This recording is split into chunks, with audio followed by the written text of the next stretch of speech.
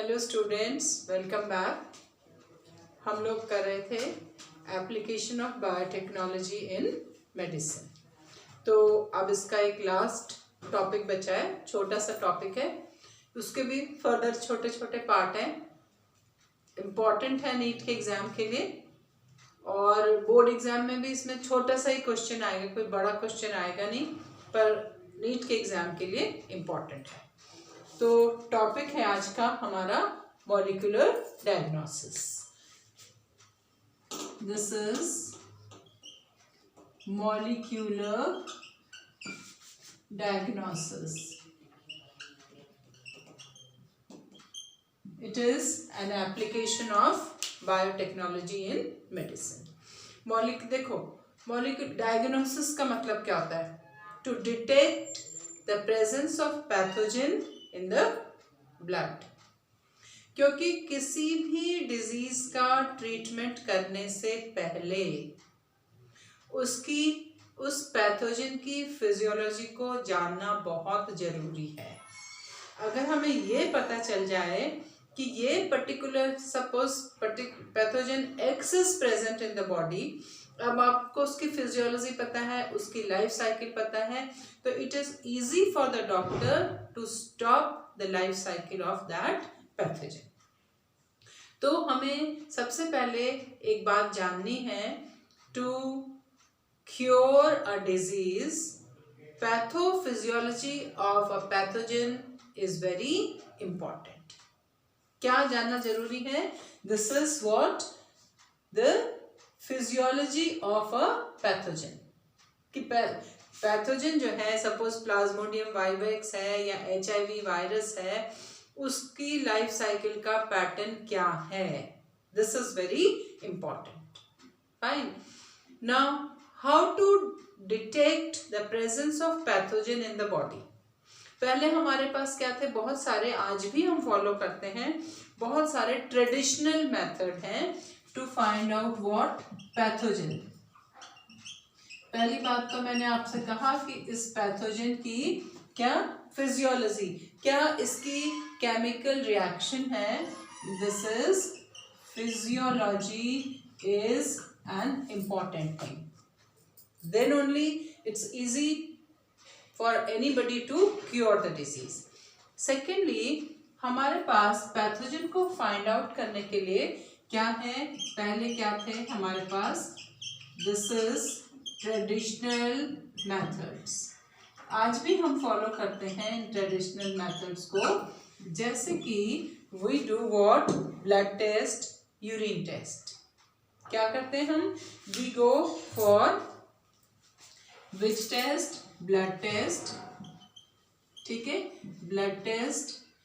Second is simple urine analysis और the urine test. तो जो ये हमारे ट्रेडिशनल ब्लड टेस्ट और यूरिन टेस्ट हैं, ये क्या है? These test gives us, actually ये तो एक तो क्या है कि ये स्लो प्रोसेस है, these are slow. Fine. Secondly, if the concentration of pathogen in the blood is very low, test comes negative। और ये रिजल्ट तभी पॉजिटिव आते हैं जब पैथोजन बहुत सारा होता है ब्लड में या यूरिन में। So by the time the symptom comes, और सिम्टम किसी भी डिजीज का कब आता है? जब पैथोजन बहुत सारा हो जाता है। तो क्या है कि पैथोजन की जो प्रेजेंस है is shown in this test very late. कैसे?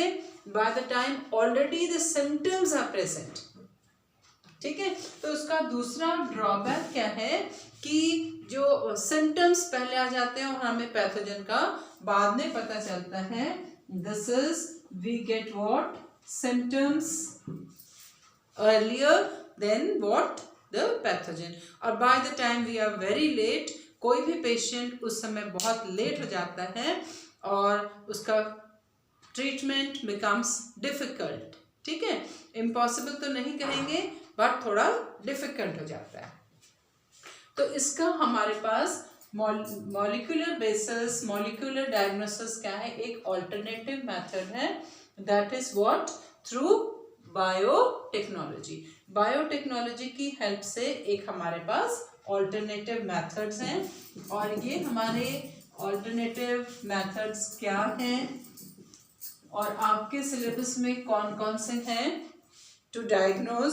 One is called what is, जैसे कि पीसीआर, ठीक है, जैसे कि आपके एलाइजा, ठीक है। सबसे पहले तो आपको इनके फुल फॉर्म आने चाहिए, ठीक है। वी ऑल्सो हैव डीएनए, आप क्या कर सकते हैं?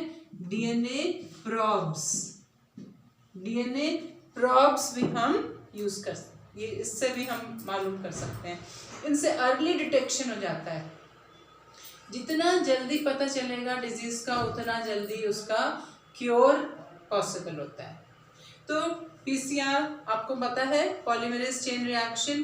अब भाई इस पॉलीमरेज चेन रिएक्शन का हमारा डायग्नोसिस में क्या रोल है?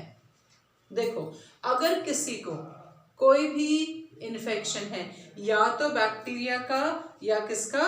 वायरस का, तो क्या होगा कि सब सीधे सीधे पीसीआर रिएक्शन, आपको पता है पॉलीमरेज चेन रिएक्शन है, हाई टेम्परेचर पे होती है, और आपकी बहुत थोड़े से with in few minutes you get billion copies of it. तो क्या करते हैं कि ब्लड के सैंपल को, जो भी सैंपल लेके आएगा, ब्लड सैंपल को सिंपल क्या करना है? Is subjected to PCR reaction, PCR machine में डाल के पीसीआर रिएक्शन करा देंगे।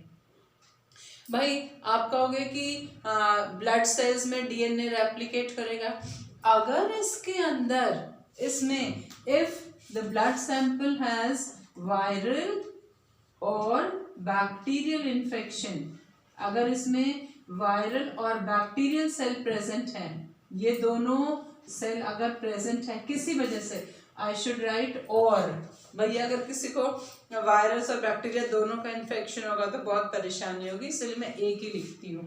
तो या तो वायरस या बैक्टीरिया, किसी का भी अगर कोई इन्फेक्शन है, तो पीसीआर में ये क्या होगा कि वायरस का वायरल डीएनए, वायरल डीएनए इसलिए कह रही हूँ क्योंकि जब इन्फेक्शन करता है तो रिवर्स ट्रांसक्रिप्शन से क्या बनाता है? cDNA, है ना। तो वायरल cDNA मैं लिख देती हूँ, वायरल cDNA की बहुत सारी कॉपी बन जाएगी, और अगर बैक्टीरियल इन्फेक्शन है तो बैक्टीरियल डीएनए की बहुत सारी कॉपी बन जाएंगी। तो क्या है? It becomes easy. अगर आप डायरेक्ट ब्लड सैंपल को लेके देख रहे हैं तो उसमें बैक्टीरिया और या वायरस का नंबर कम है, तो उसका डीएनए भी कम है, तो उसको हमें देखना थोड़ा मुश्किल है। अगर हमने पीसीआर रिएक्शन करी तो आपको विद इन फ्यू मिनट्स वो जो डीएनए है किसका? पैथोजन का, वो भी बहुत सारा मल्टीप्लाई कर गया, तो हमें देखना इजी हो जाता है कि हाँ भाई इसके ब्लड सैंपल में या तो ये वायरल डीएनए है या क्या प्रेजेंट है? बैक्टीरियल डीएनए प्रेजेंट है। तो दिस इज वेरी इजी, और बहुत जल्दी हमें टेस्ट रिपोर्ट आ जाती है। तो this is what? N application of PCR. आप देखो कोरोना वायरस का टेस्ट हम इससे बहुत ज़्यादा कर सकते हैं आजकल। भाई पीसीआर टेस्ट करा लो कि इनिशियल अगर आपके पास में आपको सिम्टम नहीं है कोई, आप लेकिन आपके ब्लड में वायरस है, तो आप पीसीआर से पता लगा सकते हैं। एड्स, टीबी, बहुत सारी डिजीजेस आप इससे कर सकते हैं। Fine, this is what one example, ये हमारा आया पीसीआर रिएक्शन। सेकंड आया हमारा एलाइजा। एलाइजा का फुल फॉर्म है एंजाइम लिंक्ड इम्यूनोसॉर्बेंट एसे। ये कभी कभी एग्जाम में डायरेक्ट क्वेश्चन भी आ जाता है कि what is a full form of it. देखो इस टेक्निक को डिटेल आपके कोर्स में नहीं है, लेकिन थोड़ा सा मैं आपको बता दूंगी कि ये क्या है। दिस इज एंजाइम, इसका फुल फॉर्म आप अच्छे से याद रखना, enzyme linked immunosorbent assay। अब आप इसका स्पेलिंग भी देख लेना। ऐसे में जो है it start with A, assay means test.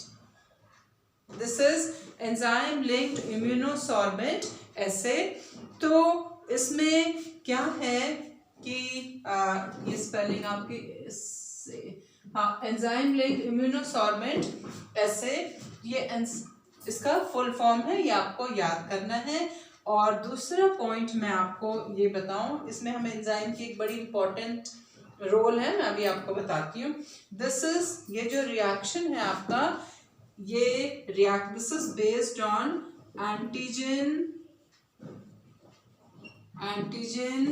Antibody interaction.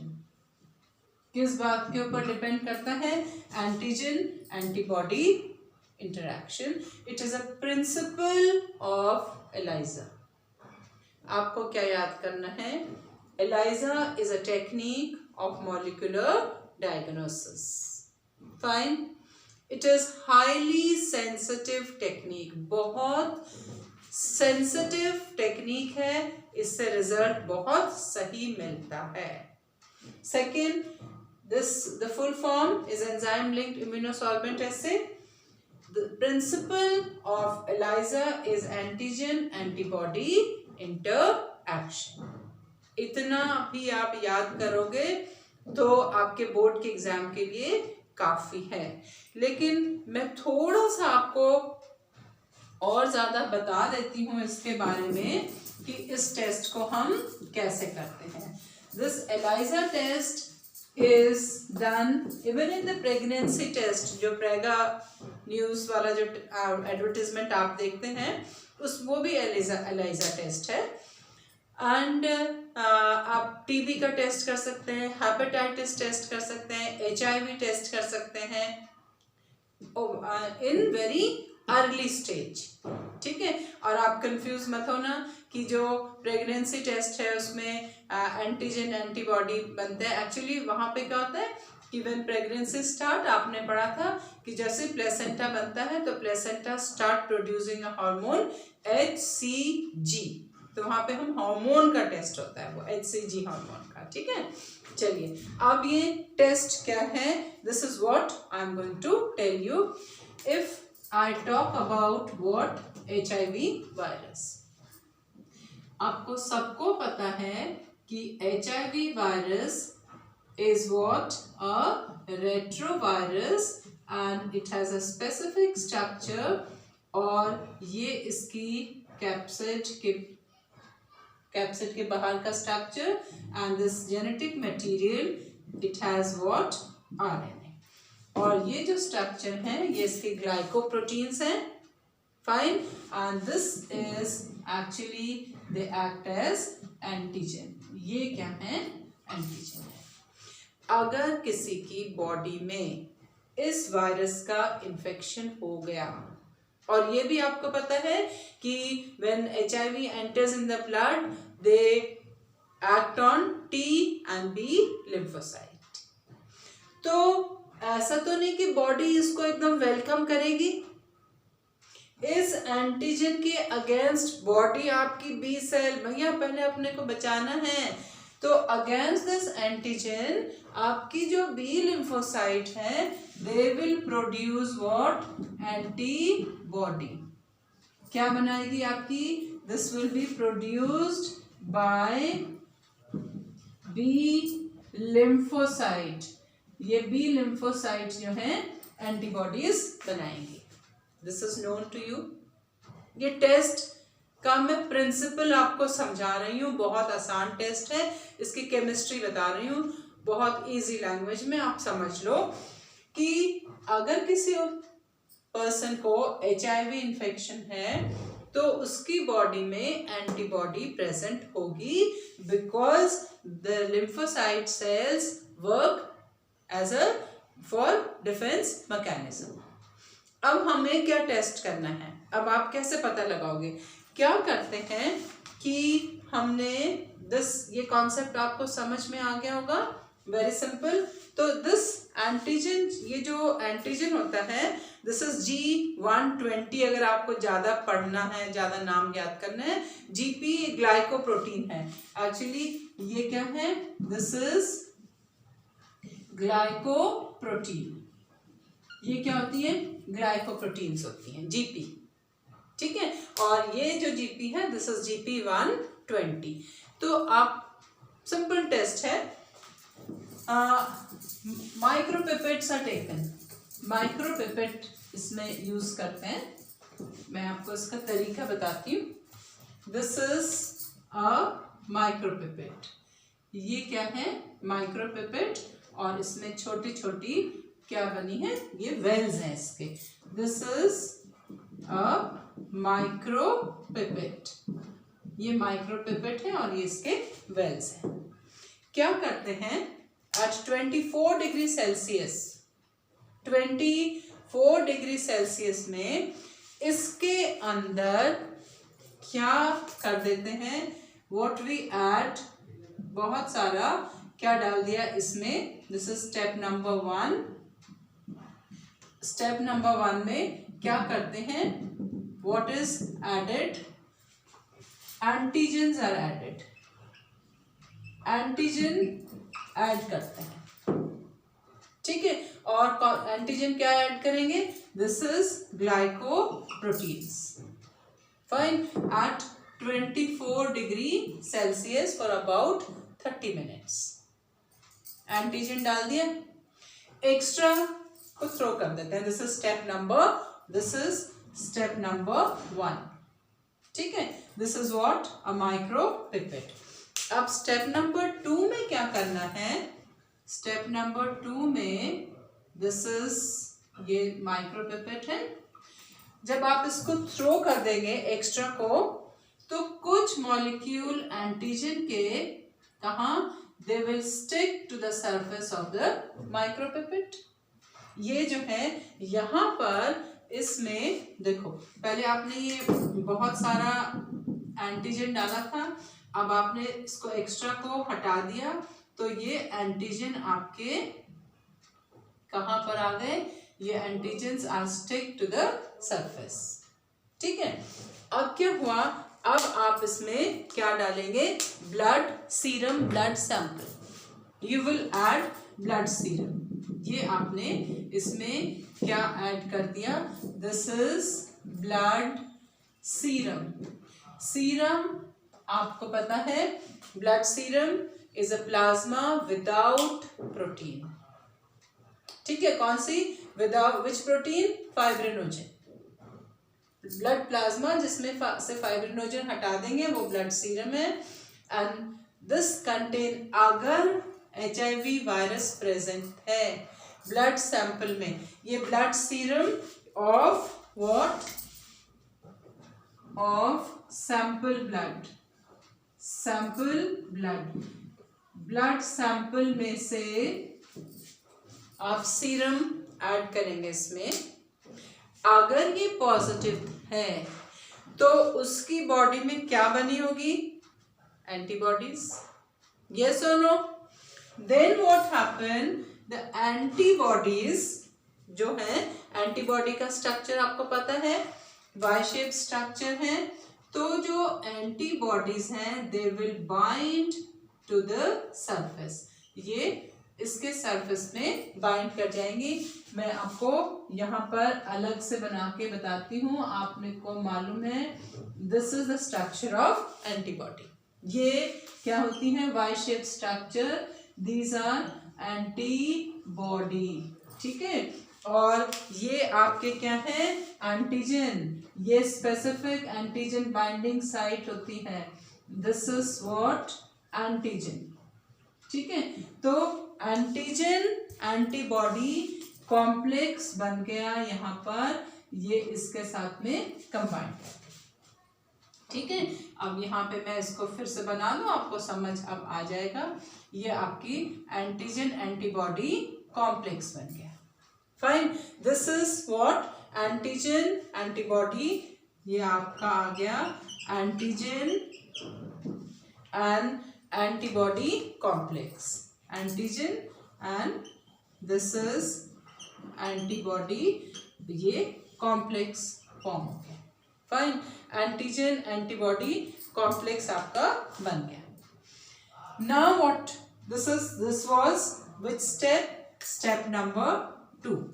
Step number 3 में क्या करना है? स्टेप नंबर 3 में क्या करना है कि ये जो आपकी माइक्रोपिपेट थी, ये माइक्रोपिपेट, और जिसके अंदर ऑलरेडी क्या बन चुका है? एंटीजन एंटीबॉडी कॉम्प्लेक्स, ठीक है, और बाकी सब सब्सटेंस को आपने थ्रो कर देना है। This is your antigen antibody complex, ठीक है। अब मैंने आपको बताया कि this depends upon which reaction? Antigen antibody complex. Now you will have to add an enzyme. देखो नाम था ना, एंजाइम लिंक्ड इम्यूनोसॉर्बेंट एस्से। अब ये एंजाइम से लिंक्ड है। अब आप इसमें क्या ऐड करेंगे? You will add what? अब आप क्या ऐड करेंगे? Specific enzyme. और आप एंजाइम यूज कर सकते हैं स्पेसिफिक एंजाइम, और एक एंजाइम का नाम है एल्केलाइन फॉस्फेटेज। आपने एंजाइम यूज करा, दिस इज एल्केलाइन फॉस्फेटेज, ये आपका एल्केलाइन फॉस्फेटेज है। पेरोक्सीडेज भी आप यूज कर सकते हैं। अब क्या होने वाला है? ये जो एंजाइम है, this will only bind to the complex, neither to the antigen separately nor to the antibody separately. ये ना तो अकेली एंटीबॉडी से बाइंड करेगा और ना अकेले एंटीजन से, सिर्फ इस कॉम्प्लेक्स के साथ में ही ये एंजाइम क्या करेगा?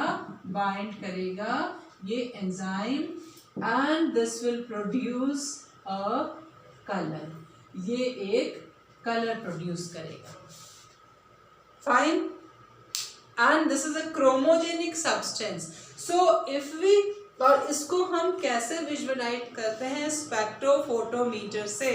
आपको पता है कि फोटोमीटर्स, ये कलर कैसे आता है? They absorb certain wavelength of light and reflect certain wavelength, है ना। तो जो वेवलेंथ ये रिफ्लेक्ट करेगा वो कलर आपको यहाँ पे दिखाई देगा। तो यहाँ पे हमें क्या प्रोड्यूस हुआ? कलर प्रोड्यूस होगा। फाइन, नॉर्मली पर्पल कलर और या एक दूसरा कलर प्रोड्यूस होता है। सो दिस प्रोड्यूसेस, ये जो एल्केलाइन फॉस्फेट के साथ में, this will give a coloured substance. तो अगर यहाँ पे कलर्ड सब्सटेंस प्रोड्यूस हुआ तो टेस्ट क्या है? पॉजिटिव है, पर्सन इज HIV पॉजिटिव। अगर कलर नहीं आया then negative. Fine, is that clear?